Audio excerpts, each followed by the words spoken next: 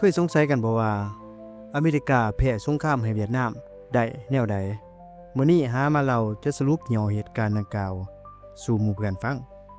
สงครามเวียดนามเป็นหนึ่งในบทเรียนที่เปลี่ยนหน้าประวัติศาสตร์ของอเมริกาไปตลอดกาล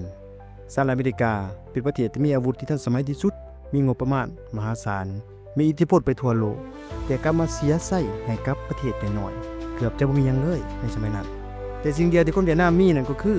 เจตนาและก็คือหัวใจนักสู้ของประชาชนชาวเวียดนามนั่นเองในปี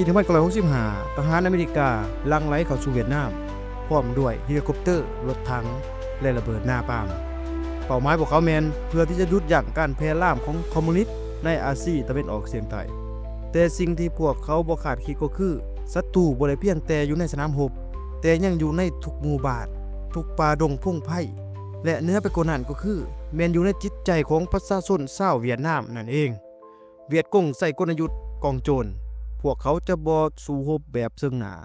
แต่พวกเขาจะหลีอยู่ตามป่าเขาขุดอุโมงค์ใต้ดินโจมตีแล้วก็หายตัวไปเฮ็ดให้ทหารอเมริกานี่ต้องต่อสู้กับศัตรูที่พวกเขาเบิ่งบ่เห็นและก็บ่เข้าใจในขณะที่สงครามแก่ยาวเวลาไปเรื่อยๆทหารอเมริกาหลายคนเริ่มถามตนเองว่ามันเฮ็ดหยังเพื่อหยังความโหดร้ายของสงครามได้ถูกถ่ายทอดผ่านโทรภาพไปถึงบ้านเรือนของชาวอเมริกาจนเฮ็ดให้เกิดการประท้วงเกิดขึ้นในปี1973เสียงของประชาชนดังกว่าเสียงปืนในสนามรบอีกในที่สุดสหรัฐอเมริกาจึงต้องถอนทหารออกไปในปี1975เวียดนามเหนือก็ได้ประกาศชัยชนะอย่างเป็นทางการบ่แม่นแต่ชัยชนะเพียงแต่ในสงคราม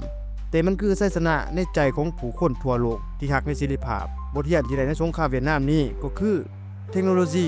อาจจะเอาชนะศัตรูได้แต่มันบ่มีวันเอาชนะหัวใจของคนที่พร้อมที่จะตายเพื่อเสรีภาพได้